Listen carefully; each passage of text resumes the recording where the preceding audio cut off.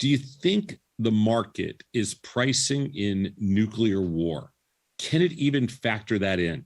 Wow, I'm almost encouraged to be seeing and hearing these emails, because then this whole thing might be nearing its climax and possibly resolved at some point. Man, I don't think it's factoring any of that. I don't know how you could factor in that. I just read a headline. I obviously haven't been able to read the whole article, but U.S. is banning oil from Russia now, oil imports. So that's why maybe oil popped a little bit here just a moment ago. Do I think the market's factoring this in? No, but it's certainly skittish. I mean, you've seen that by the action in the market and the action of the commodities. I mean, we've had 15, 20% moves, and in some commodities, you've had, 100% moves.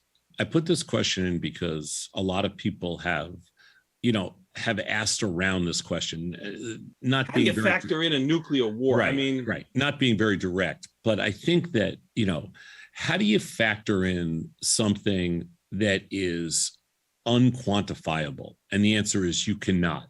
So is the market pricing in nuclear war? No, the market is not pricing in nuclear war. The market can't factor in, an end of the world scenario. It's not possible. It can factor some outlier risk in, which it clearly is right now.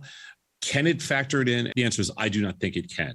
I think the market can do a lot of things, and it can take a certain amount of risk, but no, it cannot factor in a nuclear war. It can factor in the fact that there's chatter about it. It can factor in the fact that it exists.